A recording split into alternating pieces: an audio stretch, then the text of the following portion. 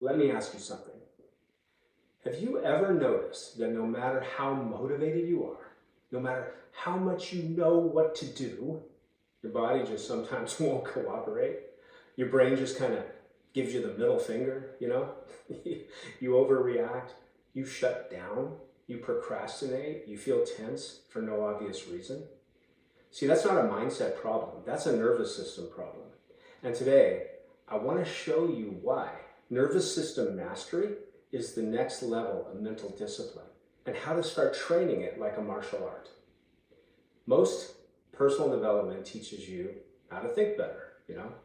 Positive thinking, reframing, affirmations, goals, willpower, you know. But here's the truth that most people will never hear. You don't rise to the level of your mindset. You fall to the level of your nervous system. If your nervous system is dysregulated, no amount of motivation will save you. No amount of positive thinking will help you. You can't outthink a body that feels unsafe. And since the unconscious mind controls the parasympathetic and sympathetic nervous systems, you've got to understand that you can't consciously outthink the unconscious mind. Your goals will never outrun your nervous system. So mental martial arts isn't about force and control. It's about training regulation. So for the context of this conversation, here's what the nervous system actually does.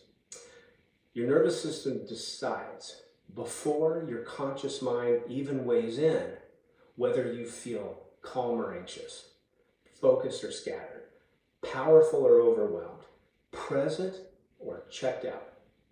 It's constantly asking one question: am I safe right now? When the answer is yes, you access creativity, you regulate emotion, you make clear decisions, and yes, you even have access to motivation. When the answer is no, you rush, you freeze, you people please, you avoid, you snap, and no, you don't have access to positive motivation because you're in a negative mood. And motivation is determined by your mood and whether or not you're in the mood. That's not weakness though, that's biology. And just like the muscles and the structure of the body can be trained, your biology can also be trained. In martial arts, beginners tense everything, right? They hold their breath, they tighten their shoulders, they're rigid, they're unsure on the mat, they overthink, and they expend a lot of energy and they burn out fast. Masters, they're relaxed, grounded, confident, breathing, present, not because they're soft, but because control comes from regulation, not tension. Your nervous system works the same way. A regulated system is calm under pressure. It's responsive, not reactive, strong without being rigid, powerful but not forceful. It's centered, balanced, focused. That's real mental toughness. It's the elevated state of being you want because it will lead to the mindset you need to accomplish your goals. Now, one way to look at this is that your nervous system can either be your ally or your enemy. It will either work with you or against you, and that's why you've got to regulate it. And in that sense, it's not an ally or an enemy. It's a student. You must train your nervous system, which means you have to step into the dojo with it on a regular basis. So let me give you a few training exercises, a few drills that are proven to regulate your nervous system and otherwise bring your state of being into balance. Okay, let's get practical. Breath control has long been a part of martial arts training. It helps students with tempo and rhythm and focus and power and relaxation and flow. So, just like a martial artist, you want to use your breath as a weapon in your arsenal. Drill 1. psychological breathing reset. Okay, you could call it psychological breathing reset. This is not meditation. This is tactical. And here's how you do it. Inhale through your nose, filling the torso from the bottom up. Okay, at the top, take a second small sip of air at the very top and hold. Now, take a long, slow exhale through the mouth. Right, that one breath felt good. So anyway, do that 3 to 5 times in one session. And here's why it works. The double inhale fully expands the lungs. The long exhale tells your nervous system, we're safe. Use this before a hard conversation. When you feel overwhelmed, when your thoughts are racing, use it. It's kind of like, it's instant nervous system training. And it's only the short story, by the way. The longer story of breath work is that deep breathing activates the body's relaxation response by engaging the parasympathetic nervous system, reducing stress hormones like cortisol, lowering heart rate and blood pressure, increasing oxygen flow to the brain, helping to shift from a stress or fight-flight state to a restorative one.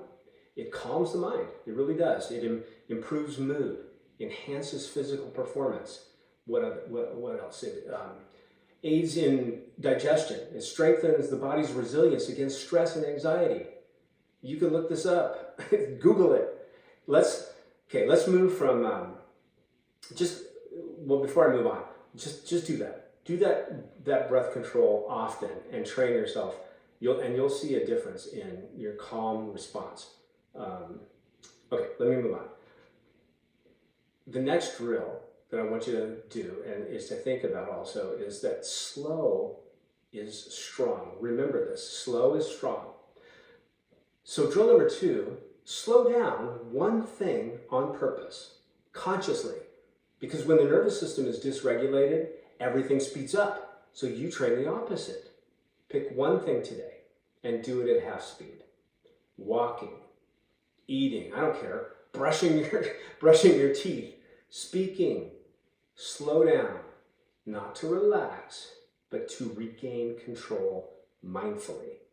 Speed without regulation is chaos. Slowness with intention is power. It teaches the body, I choose the pace. And it teaches your mind, I'm in command. So slow one thing down today. Drill number 3 is all about orienting your awareness. Drill 3 is orienting your awareness to safety. Right now, wherever you are, just look around the room, okay? Look around the room and in your mind, name 5 things that you can see. And then find the primary color in each of those things.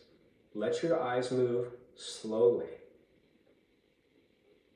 So, again, look around the room, let your eyes move slowly, find 5 things, and name them, and then find the primary color in those things. All right? The next part of this exercise, as you orient your awareness, is to feel. The first part was seeing. This part is feeling 3 things, like the clothing on your body, the temperature in the room, the floor beneath your feet, the chair you're sitting on, or are you wearing a watch or any jewelry? Notice it. This tells your nervous system, I'm here, I'm present, I'm not under threat. Most people are mentally elsewhere, you know? Future fears, past regrets. But let me ask you a question. When it happened in the past, what time was it? Think. When that thing happened in the past, what time was it? It was now. And when it happens in the future, what time will it be? Now. It will be now. in that moment, when it happens in the future. The only time there is or ever will be is now. The past only exists in the form of memory, and the future only exists in the form of your imagination.